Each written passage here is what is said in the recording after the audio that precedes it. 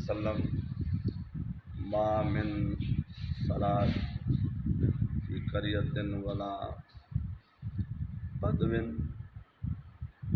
ولا تقام فیہم الصلاۃ الا قد استحوذ علیہم الشیطان فعلیک بالجماعۃ فانما یأکل الذئب القاسیہ او کما قال نبی صلی اللہ علیہ وسلم۔ حضرت صلی اللہ تعالیٰ علیہ وسلم نے ارشاد فرمایا، شہر یا دیہات میں کوئی بھی ایسا مقام اور جگہ نہیں ہے جہیں نماز قائم کی جائے، نماز پڑھی جائے، تو اس جگہ اس علاقے میں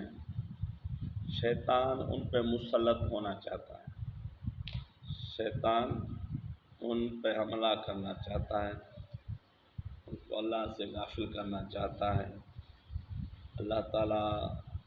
سے دور کرنا چاہتا ہے، کیونکہ نماز ایک عظیم خزانہ ہے، اور جہیں خزانہ ہوتا ہے ڈاکو کا وہاں زور ہوتا ہے، اور وہاں سخت حملہ کرتا ہے، اپنے افواج اور لشکروں کے ساتھ مل کے اس خزانے والی جگہ پہ زور لگاتا ہے۔ تو آپ صلی اللہ علیہ وسلم نے فرمایا، شہر ہو یا دیہات ہو تو وہاں اگر نماز قائم نہ کی جائے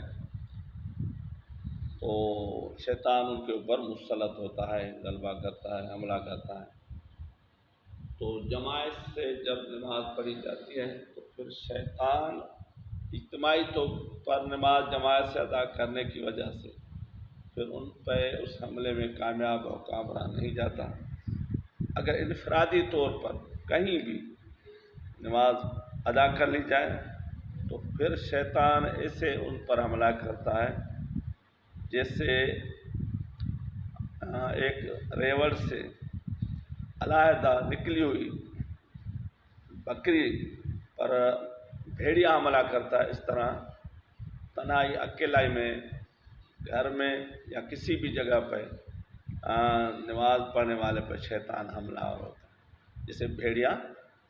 بکری پہ حملہ کرتا ہے، اس بکری پہ جو ریوڑ سے علیحدہ ہوتی ہے، جدا ہوتی ہے۔ تو اس حدیث سے آپ صلی اللہ علیہ وسلم نے ہمیں یہ سبق سکھایا اور یہ ہمیں تلقین کی، یہ درس دیا اور یہ سمجھایا کہ نماز آپ مل کر کے جماعت سے ادا کریں، جماعت کے ساتھ مل کے نماز ادا کرنے والے کی ایسی مثال ہے جیسا کہ ریوڑ پورے کا پورا جو ہے اکٹھے ہو اور ان کا چرواہا ان کی نگرانی حفاظت کر رہا ہو، تو اس اجتماعی بکریوں کے ریوڑ پر جس پہ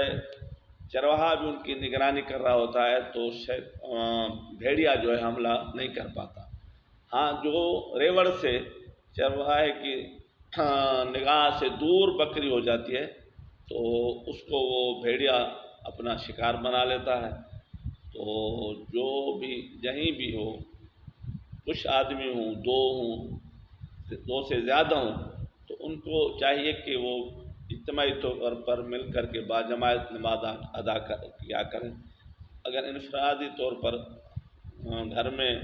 یا کسی جگہ پہ نماز کوئی پڑھے گا تو اس پہ شیطان اس طرح حملہ آور ہوگا جیسا کہ ریوڑ سے علیحدہ بکری کو اکیلا تنہا دیکھ کر کے شیطان بھیڑیا اس پر حملہ آور ہو کے اور اس حملے میں وہ کامیاب ہو جاتا ہے اور اس کو وہ اپنا ہوس کا شکار بنا لیتا ہے۔ اس لیے آپ صلی اللہ علیہ وسلم نے اس حدیث میں ہمیں یہ درس دیا کہ آپ کہیں بھی ہوں تو کوشش کر کے آپ دو ہیں تو پھر بھی جماعت کریں، اکیلے سب پڑھنے سے اجتناب کریں، مل کے پڑھیں۔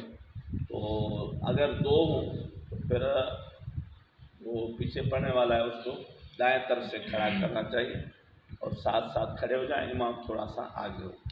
اچھا، اس دوران اگر دوسرا نمازی بھی آ جائے تو پھر وہ جو جماعت ہے وہ پیچھے ہٹ جائے۔ اگر پیچھے ہٹنے کی جگہ نہیں ہے تو پھر امام آگے بڑھ جائے، تو دو جماعتیں ہوں امام کے پیچھے کھڑے ہوں، اگر ایک ہو تو پھر بھی جماعت کر کے نماز ادا کرنی چاہیے تاکہ شیطان کے حملے سے آدمی محفوظ رہے۔ اور پھر اس کو اپنے ساتھ دائیں طرف کھڑا کرنا چاہیے، لیکن امام تھوڑا آگے ہو تاکہ پتہ چلے آنے والے کو کہ امام کون ہے، مقتدی کون ہے۔ اللہ تعالیٰ سے دعا ہے ہمیں باجماعت نماز پڑھنے کی توفیق عطا فرمائے اور شیطان کے نمازی پہ حملے سے محفوظ فرمائے کہ جماعت سے نماز پڑھیں گے تو انشاءاللہ تعالیٰ شیطانی حملے سے آپ اور ہم سب محفوظ ہو جائیں گے۔ انفرادی طور پر اگر ہم نماز پڑھیں گے اور جماعت کا لحاظ نہیں رکھیں گے پھر ہمارے اوپر شیطان شدید ترین حملہ کر کے ہماری نماز کو خراب کرے گا اور ہم نماز جماعت کے ثواب سے محروم ہو جائیں گے۔ وما علینا الا البلاغ۔